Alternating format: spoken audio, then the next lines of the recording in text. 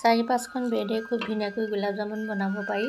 গতিকে মই এই 5খনমান ব্ৰেড মিক্সিত পিহি লৈছোঁ আৰু সেইফালে মই অকণমান ইয়াতে চেনি, অকণমান গাখীৰ, অকণমান পাউডাৰ গাখীৰ, অকণমান বেকিং চ'ডা অকণমান দি পেলাই ধুনীয়াকৈ সানি লৈছোঁ আৰু অকণমান ঘি দিছোঁ আৰু এইখিনি মই ধুনীয়াকৈ লাডু বনাইছোঁ।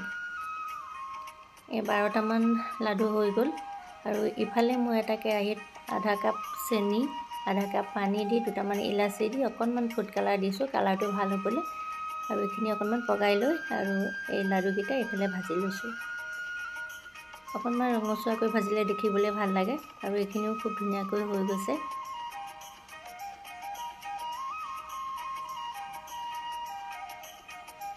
এইখিনি আমাৰ হৈ গ'ল চেনি পানীখিনি।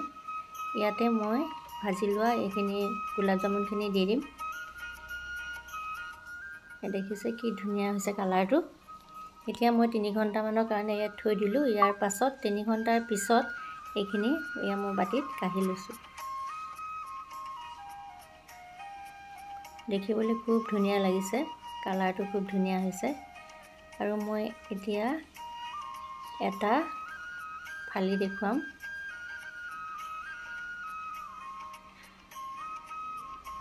এতিয়া মই এইটো অকণমান ফালি দেখুৱাইছোঁ। এয়া খুব ধুনীয়া কোমল হৈছে, খাবলৈও খুব ধুনীয়া লাগিছে। আশা কৰিছোঁ মোৰ ভিডিঅ'টো চাই আপোনালোকে ভাল পালে।